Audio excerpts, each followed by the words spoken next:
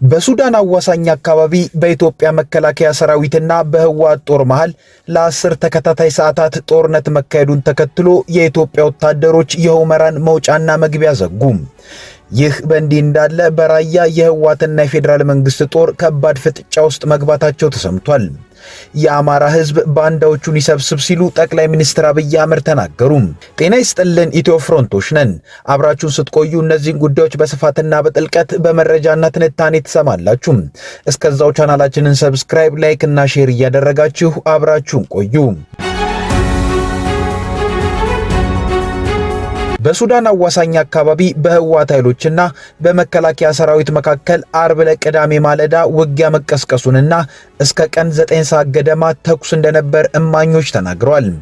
ቅዳሜ ሐምሌ 5 ቀን 2018 ዓ.ም ከንጋቱ 11 ሰዓት ከ20 ገደማ በከባድ መሳሪያ የተደገፈ ውጊያ የተቀሰቀሰው የህወሓቱ አርሚ 7 በሚንቀሳቀስበት ሸረሪና ተብሎ በሚጠራው አካባቢ ላይ ሲሆን በዚያው አቅራቢያም በሚገኘው በረህት አቅጣጫ ተኩስ እንደነበር ምንጮች ጠቁመዋል። በተከታታይ የከባድ መሳሪያ ድምጽ ይሰማ እንደነበር የጠቆሙት ምንጮች ውጊያው የህወሓት ታጣቂዎች በስፋት ወደሚንቀሳቀሱበት ሸረሪና አቅጣጫ እንደሚያመዝን አመላክተዋል። ግጭቱ ከዚህ ቀደም በአካባቢው አልፎ አልፎ ከሚያጋጥሙ የተኩስ ልውውጦች የተለየ ነው ተብሏል። የከባድ መሳሪያ ተኩስ ድምጽ እስከ ቀኑ 9 ሰዓት ድረስ አልፎ አልፎ እንደሚሰማቸው የሁመራ ከተማ ነዋሪዎች ተናግረዋል።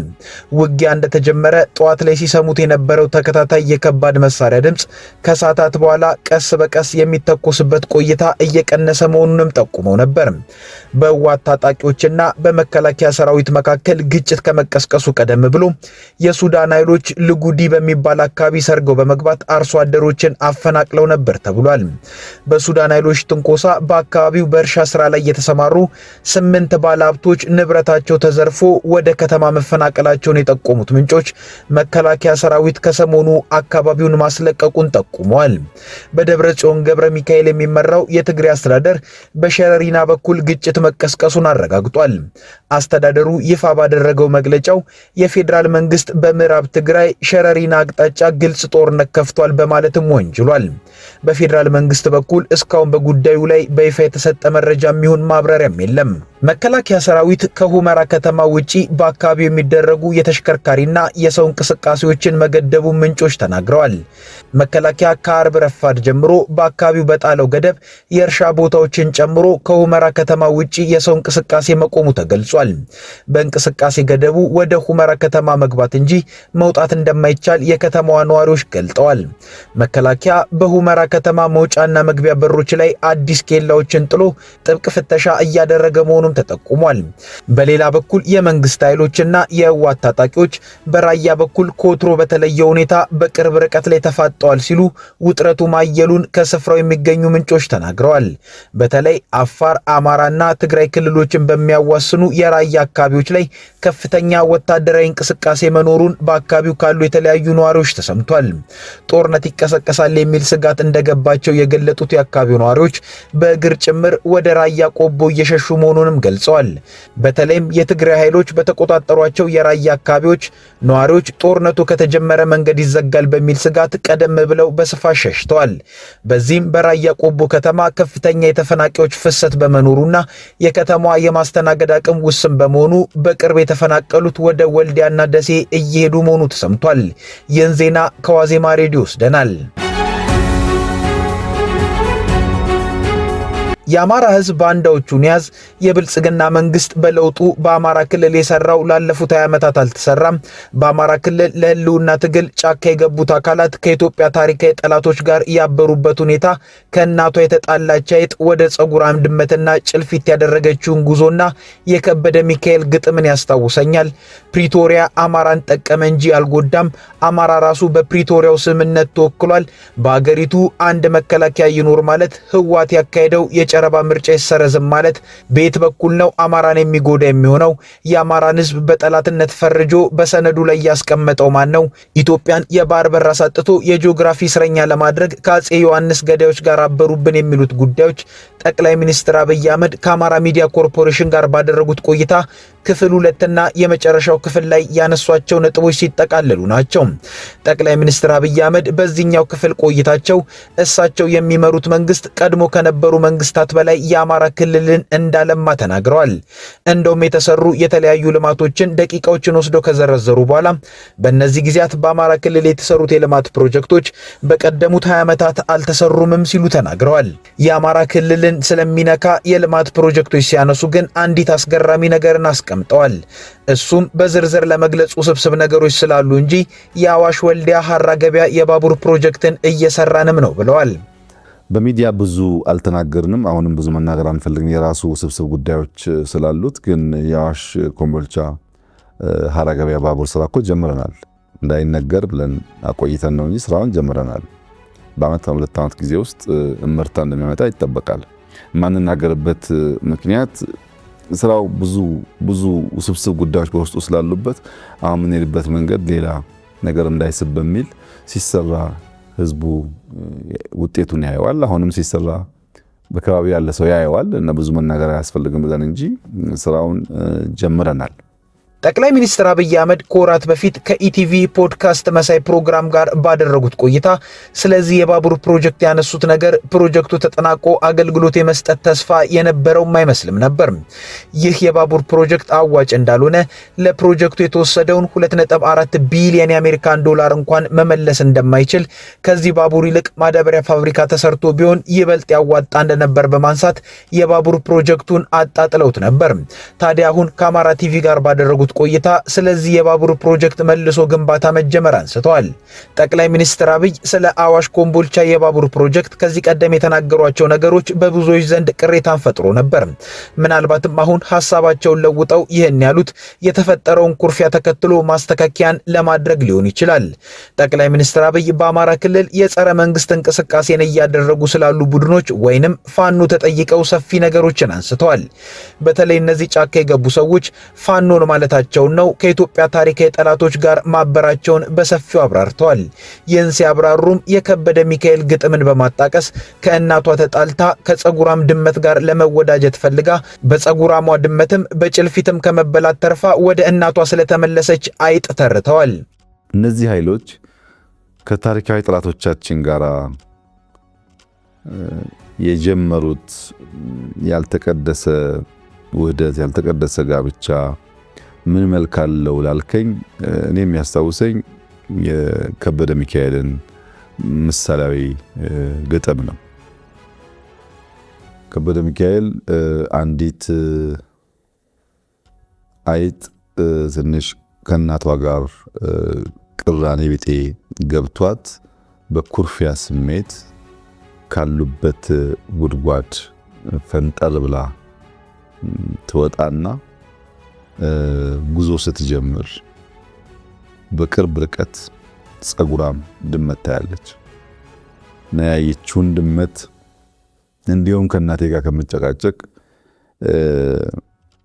ጓደኛ አገኘው፣ ወዳጅ አገኘው፣ ሄጄ ተዋወቀዋለሁ፣ ወዳጅ አለው ብላ ወደ ድመቱ ጉዞ ስታቀና ከሰማይ በጣም ከፍተኛ ፍጥነት የሚመጣ ጭልፊት ታያለች። ጭልፊቱ የመጣው ለሷ ይሁን ለድመቱ ይሁን ባታቆም ፍጥነቱ እና የሚበርበት አኳን ስላስፈራት ተመልሳ ሮጣ ወደ ጉድጓድ ትገባለች። ጉድጓድ ውስጥ ትገባና ለእናቷ የገጠማትን ነገር ትናገራለች። እናትየውም አየሽ ፈጣሪ ያተረፈሽ እንጂ አደጋ ውስጥ ነበርሽ። ጸጉራሙ ድመት ራቅ ብሎ ተቀምጦ ያየሽው ልትወዳጀው የፈለግሽው የሁል ጊዜ የኛ ጠላት እኛን እያደነ የሚበላል ድመት ተብሎ የሚጠራ ነው። ጭልፊቱም ያየሽው ፋታ ብሰጪው ኖሮ ቢደርስብሽ አድኖ መውሰድ የመጣ ነው። ሁለቱም የሚያጠፉሽ የሚገሉሽ ናቸው። እኔ ጋር የነበረሽ ቆይታ የተሻለ ነበር ትላትና አይጥ ስትጠግብ ስታበዛ ሩጫ ሄዳ ታሸታለች የድመት አፍንጫ ሲባል የነበረው እስከነተረቱ ባንቺ ላይ ደረሰ በክልፍልፊቱ ብሎ ከበደ ሚካኤል የገጠመውን ግጥም የሚያስታውሰኝና እዚህ ያለው ኩርፊያ ወደ ጸጉራሙ ድመት ወይም ወደሚዘገዘገው ጭልፊት የሚወስዳቸው ማንኛውም ኃይሎች በምን እምነት ላይ እንደተመሰረተ ያልታወቀ ጋብቻ ስለሆነ በየትኛውም መንገድ ጥፋት ካልሆነ በቀር ልማት ሊያመጣ አይችልም። እንግዲህ በጠቅላይ ሚኒስትር አብይ አነጋገር መሰረት በአይጥ የተመሰለው ፋኖ አይጧን ሊበሉ የነበሩት ጸጉራም ድመትና ጭልፊት እነ ኤርትራና ግብጽ ሊሆኑ ይችላሉ የውጭ ኃይሎች ስለሆኑ። ፍሬ ነገሩም ፋኖ እናት ወደ ተባለችው ሀገሩ ወይንም ከኢትዮጵያ መንግስት ጋር ይስራ ለማለት ይሆናል። ጠቅላይ ሚኒስትር አብይ የአማራ ታጣቂ ኃይሎች አብረን እንሰራለን የሚሉት የአማራ ህዝብን ጠላት አድርጎ ከፈረጀው አካል ጋር አብረው ነው በማለት ሰፊ ትችትን አድርገዋል።